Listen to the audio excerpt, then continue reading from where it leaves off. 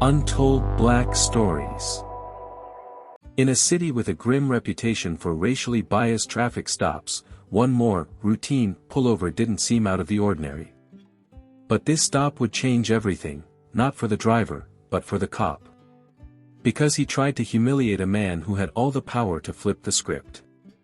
The morning in St. Louis was still cool, but the sun was starting to break through the clouds, casting a faint glow across the windshield of a sleek black sedan. Darrell Stockton, a well-dressed black man in his 40s, steered confidently through the boulevard. He had just left a hotel following a high-level meeting with the city's mayor. It was his first official day as acting police commissioner. Classical music played softly in the background. Everything was calm, until red and blue lights lit up behind him. A sharp siren followed, slicing through the morning silence like a warning shot. Darrell glanced into the rearview mirror. A patrol car. Flashing lights. Did I do something wrong? He wondered. He remembered, he'd had the taillight repaired just last week. Surely not that again, or is this just another excuse? No panic. No emotion. He'd been through this script before. Calmly, he pulled over, cut the engine, and lowered his window. Approaching the car was Officer Chad Barkley, white, early 40s, posture rigid, eyes scanning like a hunter on patrol. His pace was slow, intentional, a performance of control. License and registration, he said flatly, without so much as a greeting. Darrell handed over the documents silently. His movements were precise, steady. His gaze calm. Do you know why I pulled you over? Barkley asked as he glanced at the paperwork. Not exactly, officer, Darrell replied evenly. You didn't come to a complete stop at the sign on Maple Street. Your wheels were still rolling. That's a violation. I'm quite sure I did stop, Darrell said, not combative, just matter of fact. Perhaps from your angle it looked different. The officer squinted. Nice suit. For a Monday morning. Where you headed in such a rush? To work, Darrell said, keeping it brief. Government job. Barkley prodded, eyeing the license again. Something like that. Care to be more specific? Darrell tilted his head slightly. Are you really interested in my job, officer? Or are we still talking about a stop sign? It wasn't defiant. It was too composed. And that's what irritated Barkley the most. Something flared in his eyes, a flash of frustration. The control he thought he had was slipping. Listen, I'm the one asking the questions here, he snapped. I pulled you over, so act accordingly. I believe I am, Darrell replied smoothly. I just appreciate conversations that make sense. Barkley clenched his jaw.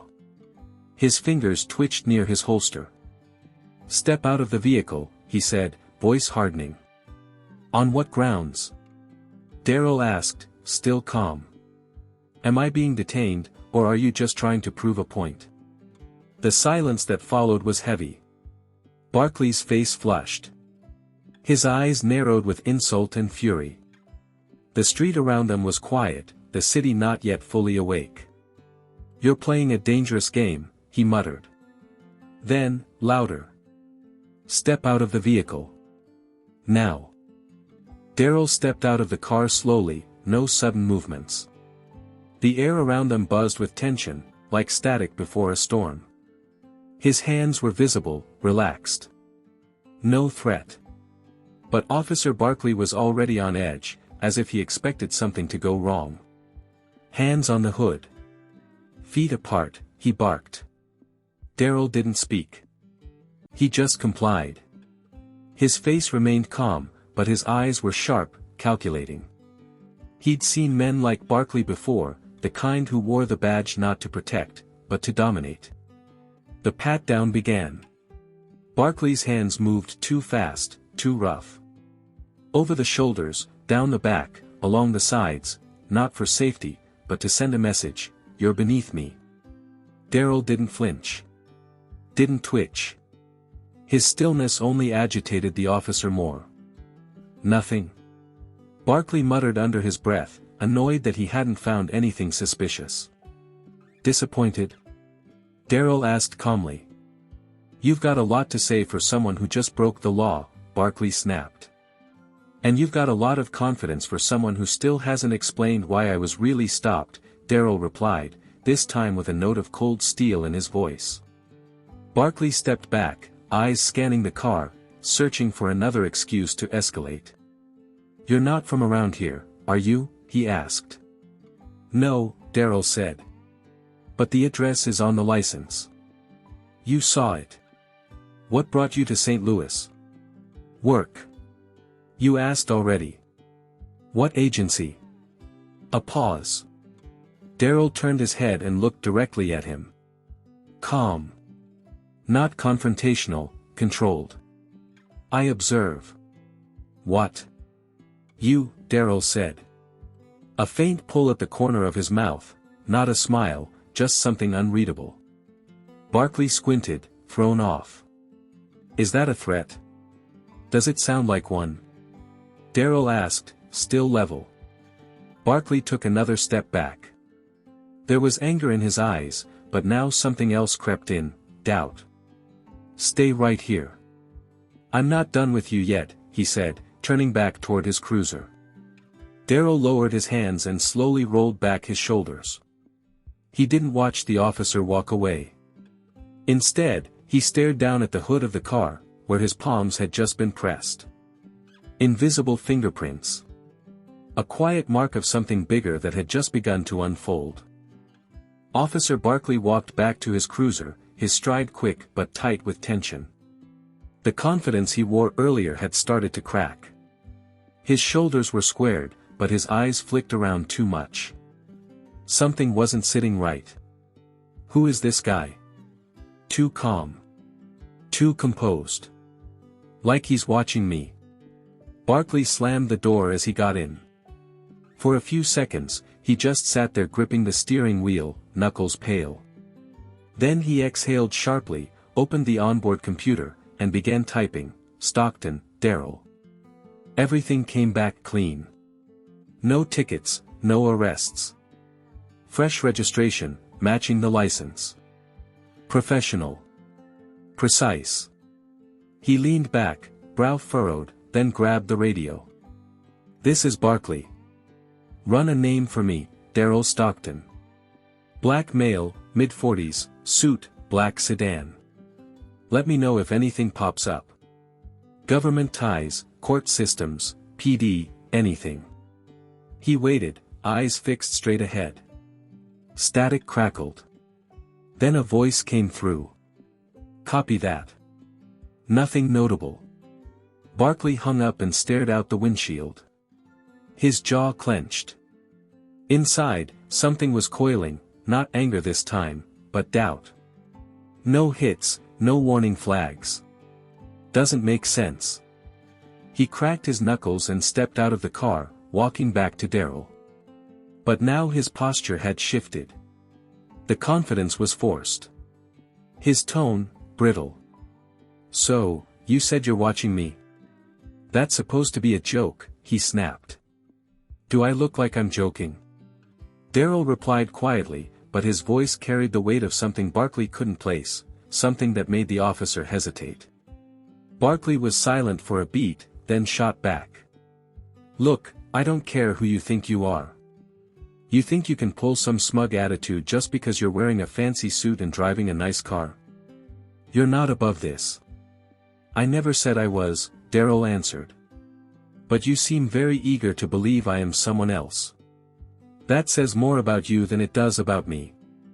That's enough, Barkley growled. I have every right to detain you. For what exactly? Darryl asked, unshaken. For non-compliance. Provocation. 4. He trailed off, realizing even he didn't believe what he was saying. For staying calm when you expected me to be afraid? Darryl added. Silence.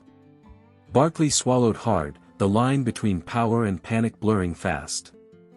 I'll figure out who you are, he muttered, unsure now who he was trying to convince, Darryl or himself. "I think you will," Darrell said, and slowly reached into the inside pocket of his jacket. Barkley's body tensed instantly. His hand twitched toward his holster. "Easy, officer," Darrell said without breaking eye contact. "I'm just getting a document. No theatrics." Darrell slowly reached into his inner jacket pocket and pulled out a leather wallet. He opened it deliberately. Inside, a polished metal badge, neatly displayed behind a clear ID sleeve. A badge. A real one. And not just any badge. Officer Barkley froze. His eyes locked on the credentials, then shifted to Darrell's face. The silence between them lasted only a few seconds, but it felt like forever. "What is this?" Barkley muttered. "Acting Police Commissioner of St. Louis," Darrell said clearly. "Darrell Stockton. You can call the department to confirm. Or you can listen now. Carefully." Barkley's jaw clenched. His eyes flickered, searching for an escape route from the situation that had spiraled far beyond his control. "Is this some kind of test?" he asked, his voice low. "No, Chad. It's a coincidence. But the kind that shows us exactly who we are when we think no one's watching." Barkley looked down. "I didn't know. You didn't say anything. Did you ask?" Darrell cut in, his tone still calm. "You started this encounter with an assumption that I did something wrong. Not because of my actions, but because of how I look. And you kept escalating, step by step, because I didn't respond with fear." Barkley stayed silent. His face had turned pale. "I'm not here to threaten you," Darrell continued. His voice remained steady. "But understand this, everything that just happened, I remember it in detail. And I'm not the only one in this story." A breeze swept through the street. The traffic light ahead turned green, but both cars remained parked. "You're lucky, Chad, that I'm not the type to lose control. And that I wasn't armed. Someone else in my place might have reacted differently. And then everything you thought you saw in me would have become a self-fulfilling prophecy." Barkley swallowed hard. "What are you going to do?" he asked. "I haven't decided yet," Darrell said. "But one thing is certain, you can't say you didn't know anymore." He calmly closed the wallet and slid it back into his jacket. "And now I'm going to ask you to do one thing." Barkley nodded slightly, still avoiding eye contact. "Return my documents. And think very carefully before you say anything else." Barkley's hands were shaking as he pulled the driver's license and registration from his chest pocket. He extended them toward Darrell, trying to hide the tremble, but his fingers barely held onto the plastic. Darrell accepted the documents in silence. "No thank you." No nod. Just a long, direct look. There was no anger in that gaze. No vengeance. But it made Barkley feel small, like a student who had just realized he'd gotten every answer wrong. The noise of the street returned. Birds chirped. A dog barked somewhere down the block. Cars passed in the distance. But between these two men, silence lingered like a weight. Darrell opened the door to his car and slid behind the wheel. Calmly. He pulled the door shut, then started the engine. But before shifting into drive, he turned his head and looked out the window at Barkley one last time. "Remember this, officer," he said evenly. "The badge doesn't make you better than anyone. It makes you accountable to everyone." It wasn't a threat. It wasn't even a lecture. It was a sentence. Barkley didn't respond. For the first time that morning, he looked neither defensive nor angry, just hollow. The black sedan pulled away from the curb. Smooth. Unhurried. Steady. Darrell didn't look back. He didn't have to. What needed to be said had already been spoken. The next morning, on the 5th floor of the St. Louis Police Department headquarters, Darrell sat at his desk. Sunlight filtered through the blinds, laying slanted lines across stacks of case files. On his screen, Officer Chad Barkley, internal profile. Several complaints. Use of excessive force. Traffic stops with no clear cause. Misunderstandings that never made it to review. It was familiar. Typical of a system that had grown far too comfortable protecting its own. Darryl laced his fingers together, elbows resting on the desk. He stared at the screen for a long moment.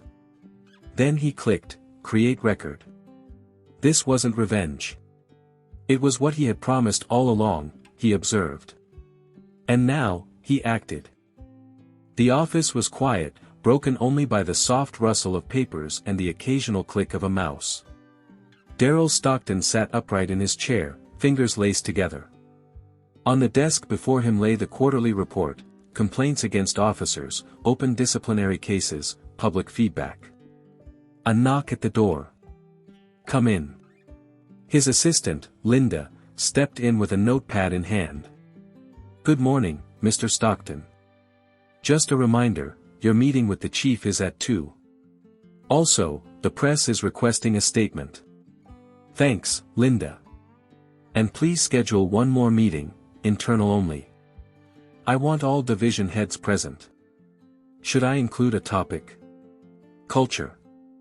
She gave a small nod and left, closing the door quietly behind her. In the conference room, silence hung between Darryl and Chief William Decker, a seasoned lawman with graying temples and tired eyes. He listened carefully as Darryl spoke, not interrupting once. I could have written this off as a personal incident, Darryl began. But that would have been a mistake. Barkley's not an outlier. He's a symptom. We've had issues with him before. A few flags, but nothing, Decker started. Nothing outside the system's tolerance. Darryl interrupted. Tolerance for disrespect. For unchecked power. Decker exhaled. What do you propose? A full review of officer training. Rewritten traffic stop protocols. Regular psychological evaluations. And most importantly, real community oversight. Transparent. Independent. That's going to make noise. Noise is better than silence that breeds fear. 2 weeks later, the City Hall auditorium was full. Officers. Department heads. Reporters. Citizens of St. Louis. Darryl stepped onto the stage. The crowd fell quiet. Some of you know me from the news. Others are seeing me for the first time. But all of you know this, trust in law enforcement is not a slogan. It's a choice. One we make every day. A pause. Recently, one of our officers pulled someone over for a rolling stop. The stop lasted 20 minutes. It had nothing to do with a traffic violation. Everything to do with the assumption that the man behind the wheel didn't deserve respect. A ripple of murmurs spread through the room. Most already knew who he was referring to. I was that man. But I'm not sharing this out of personal offense. I'm sharing it because moments like that pull back the curtain. Eyes met his, some wary, some ashamed, many hopeful. We won't change this system from the top down. We'll change it when every person who wears this uniform understands, it's not armor, it's responsibility. Not privilege, but service. The applause was modest. But it was real. I believe we can become a department that earns trust again. And I don't just believe it. I've already started. After the event, Darryl didn't stay for interviews. He slipped out the back, loosened his tie, shrugged off his blazer, and sat behind the wheel of his car. In the rearview mirror, he saw his own reflection, tired, but steady. He knew things would only get harder from here. But he also knew, this time, he wasn't alone in the fight. And maybe, just maybe, that was enough to shift the course of everything. Thank you for watching. If this story moved you, drop a comment and hit that subscribe button. We're building something real, and we can't do it without your help. More untold stories are coming.